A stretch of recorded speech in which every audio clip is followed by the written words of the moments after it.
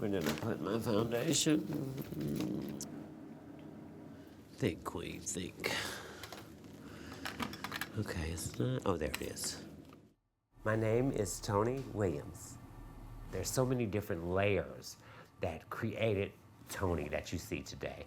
The addict, the drug use, the shoplifting, the prostitution, the homelessness, the institutions, all that creates this strong, empowered woman. My mother one time, she said, "You chose this lifestyle." And I asked her, I said, "Mom, you think I chose to be ridiculed, to be attacked, to be disowned? I would never choose that. Who chooses that?" I said, "Mom, what I choose to be is just be myself." When I was young, I had realized that I was trans. My stepfather made a comment one time. He said, "There'll be no prostitutes and there'll be no homosexuals in my house." I, in turn, realized I was both of those things, so I left. I was 14 years of age.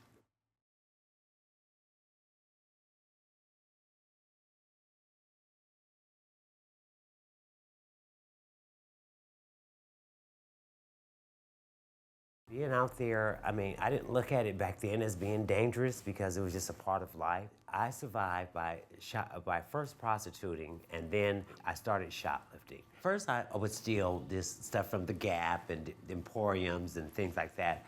But then I remember my mother telling me, "If you're gonna steal, make it worth your while." So I had a friend who turned me into all these designers. Some of these coats, these fur coats, well, they're not real fur, of course, but like the burgundy one I stole, the white one I actually paid for, but the burgundy one I stole. I stole it from Macy's. Beautiful. And the white one I bought, I think, from Target. You can see the different quality though. Yes. Because these are my pieces that I wear when I do Whitney Houston, because I do lip sync impersonation of Whitney. I remember one time, it was Christmas at Christmas time, and they were opening their presents, and my sister had this beautiful Barbie doll head. I don't know if you guys remember that, with the makeup and stuff. And I had this train set and this racing car set. I didn't want none of that. I wanted to play with her doll. My mother, she booked me. My stepfather put me on punishment, but I wanted that doll. And I knew right then and there that I was not a boy. I was a girl, and I was going to live as a girl. And whatever that entailed or whatever I had to do, I was going to be happy. I took the hormones, I had my face done, feminized.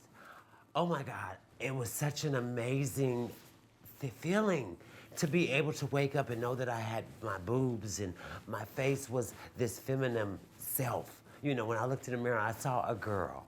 And I felt that much more empowered with myself. So again, I advocate for it. If people can get it, get it. Because all it is just correcting something. It's not changing anything. No, I'm correcting the things that I felt needed to be corrected.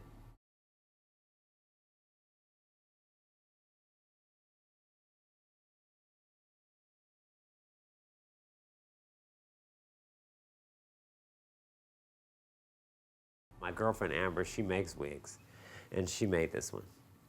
Because a lot of the wigs in the back, they don't have enough hair in the back. And this one has got so much hair in the back, it's so full. I don't care what I'm born with, this is not who I am, And I chose to not hide that anymore. To me, I felt like my life took on this weight. First of all, this weight was lifted, and I felt like I could move forward in life. I didn't have to pretend. I felt like I was in what I was where I was supposed to be. I felt like, this is me. I'm supposed to play with dolls. I'm supposed to wear girl clothes, and this is who I am. I just felt fulfilled. My everyday tomboy look. See, these are the kind of shirts I used to wear when I went shoplifting. Button downs with a t-shirt up under it so I could tuck my shirts in and throw everything behind me so that way if they say, "Do you have anything?" you push it back, open your coat. I don't have anything. I'm gonna share a funny story. I went to court one time and the judge, he had seen the stuff. I was at Barney's of New York. They had been monitoring me for like a whole week. I had stole all these designer Chloe bags and stuff. So they brought them all into court. The judge said, "I know I shouldn't say this." He said, "But Miss Williams, you have absolutely fabulous taste." This is one of my favorite pieces because it's sheer and it's different. I love that. So Vacaville, my first experience in prison, in the introduction prison, a lot of the trans women who've been to institutions actually, you go into an institution, they treated me like a girl. Even some of the officers would, hey lady, how are you today and stuff. And then you come out here and then you have to be whatever you have to be to survive. It just was easier in prison to live my life and be the woman I was.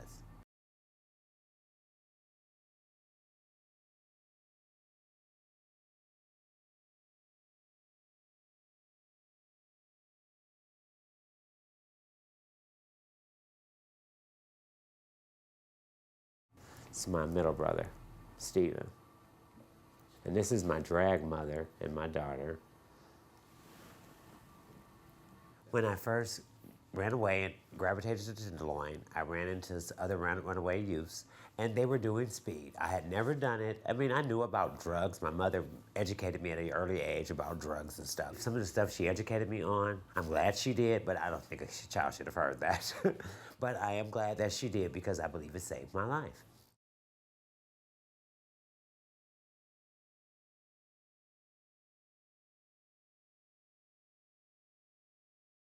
I think it numbed me for not dealing with the pain of losing my family and being isolated from my loved ones because of my lifestyle.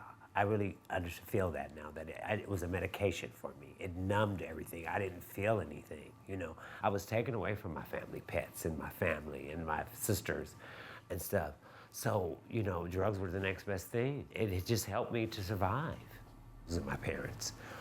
Despite of all our issues, I knew that they loved me. It just hurted so much, and I didn't know how to deal with that. So I did the one thing that I knew how to do. The one thing that was there for me was that drug. So I went to it. I had a counselor named Roland. He kept blowing my phone up, and I'm looking at it like, why is he calling me? I left the program and stuff, and so I listened to the voicemails. And then his last message to me was, don't let your parents die in vain. And that was so profound to me. So I got up, I told my girlfriend's house who I was at, I said, I gotta go back to the program. I said, I cannot let my parents die like that.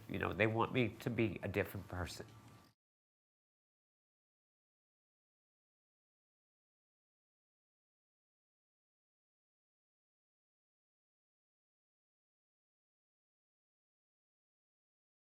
And I didn't look back after that. After that one relapse when my parents died, I just didn't look back. So one thing led to another. Before I know it, I started working, and I've been moving forward ever since in this field of recovery. Working in the trans community, reaching out, giving back. It's the most fulfilling thing I've ever done. I'm so grateful and blessed to be here and have the friends in my life today that were so instrumental in my life. People who believed in me, who gave me a sense of purpose, who didn't see me as a throwaway or this misfit or someone who was in the way, who actually gave me my first sense of self, if you will. Like I said, I always knew that I was a trans person, but I didn't know that I had this other calling to be instrumental to other transgender people. And I am so thankful for that I'm able to do that today. Because I was trans and had this compassion for people, people would listen to me, and I've helped so many young girls and trans women when I was growing up. Even though I wasn't much older myself, I would get them out of abusive relationships and away from pimps and stuff. Come stay with me. You don't have to be bothered with that. I have a friend, a young lady now, to this very day, she sees me when I go by General. She says, I gave her first birthday party. She was 18 years old. And to this very day, she calls me her mother. I am a better person because I am true to myself. And I hope that anybody who sees this or is going through what I went through, that they be true to themselves. What gives somebody the right to tell you how to live your life?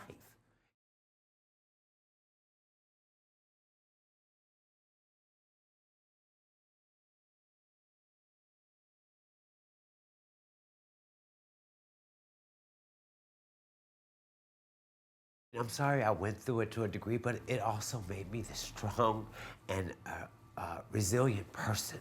So I'm really grateful for all that has happened to me because I've survived so much.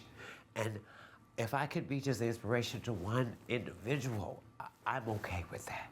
All that would have been worth it.